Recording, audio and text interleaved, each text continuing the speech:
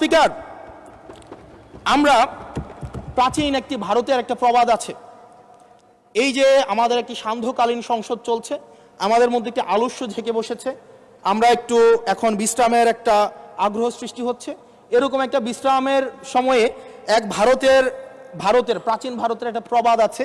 সেই প্রবাদে একজন বলেছিলেন যে ঋণং কৃতা ঘৃতং পিবেত যাবৎ জীবন সুখেং কিবত। অর্থাৎ ঋণ করে প্রয়োজনে ঘি খাও, তাইলেও সুখে থাকো। ঋণ করো, ঘি খাও, পরের ধনে পুদ্দারি করো, ঋণ করে ঘি খেয়ে জমিদারি করো, তাও ঋণ করো। আমার কাছে মনে হচ্ছে মাননীয় স্পিকার, এই প্রবাদটিকে সরকারি দলের কিছু সদস্য খুব সিরিয়াসলি নিয়েছেন, নিয়ে ওনারা ঋণ করো, ঘি খাও, তাও সুখে থাকো, এটাকে ওনারা এভাবে নিয়েছেন, ঋণ করো, ঋণ খেলাপি হও, তাও নির্বাচন অংশগ্রহণ করো। মাননীয় স্পিকার, আমরা দেখলাম এই সংসদে আমরা মাননীয় অর্থমন্ত্রীর কাছ থেকে আমরা কোনো স্পষ্ট কোনো কর্মসূচি আমরা পাই নাই।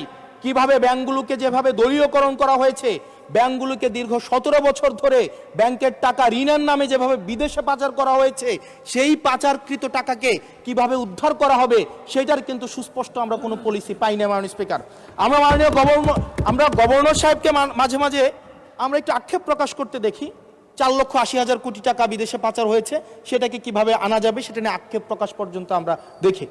মাননীয় স্পিকার, এই যে ঋণ খেলাপি যারা আছে, নির্বাচনের আগে একটা কমন একটা স্ট্রাকচার, 5 বছর কোনো খোঁজখবর থাকে না, তফসিলের আগে সেখানে একটু কোর্টে যাবে, কোর্টে গিয়ে ওই ঋণ খেলাপির উপরের এই অর্ডারটার উপরে একটা স্টে দিবে এবং 2% দিয়ে আবার রিশিডিউল করাবে, রিশিডিউল করিয়ে আবার নির্বাচন অংশগ্রহণ করবে বিভিন্ন জায়গা থেকে টাকা পয়সা উঠায়া, এবং আগামী 5 বছর আবার এই ঋণ নিয়ে কোনো ধরনের আর কোনো খোঁজখবর থাকে না। জনগণের টাকা নিয়ে এই বিলাসিতা বন্ধ করতে হবে এবং ঋণ খেলাপিদেরকে ঋণ খেলাপি বলতে হবে।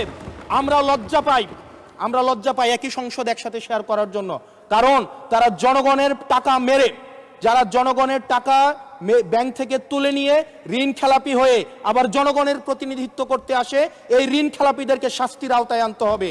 এবং তারা যখন সংসদ সদস্য হয়ে নির্বাচিত হওয়ার পরেও যদি তারা ঋণ খেলাপি হয়, এমন একটি আইন প্রণয়ন করতে হবে তাদের সংসদ সদস্য পদ যেন বাতিল হয়।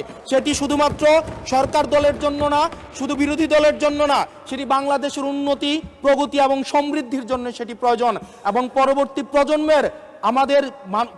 প্রজন্মের কাছে আমাদের দায় মুক্তির জন্য এটি প্রয়োজন। মাননীয় স্পিকার, আমাদের যেই জায়গায় টাকা পাচার করা হয়েছে, অন্তর্বর্তীকালীন সরকার একটি শ্বেতপত্র প্রকাশ করেছে।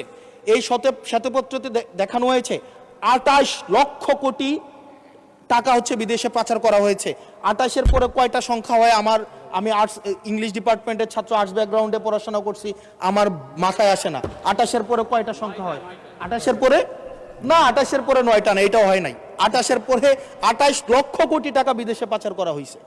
এখন মাননীয় স্পিকার, যারা পাচার করেছে তারা সদর্পে এখন হচ্ছে মাননীয় স্পিকার গুলশান, বনানী, ধানমন্ডি, এই দেশে এখন বুক ফুলিয়ে চলাফেরা করে। মাননীয় স্পিকার, আমরা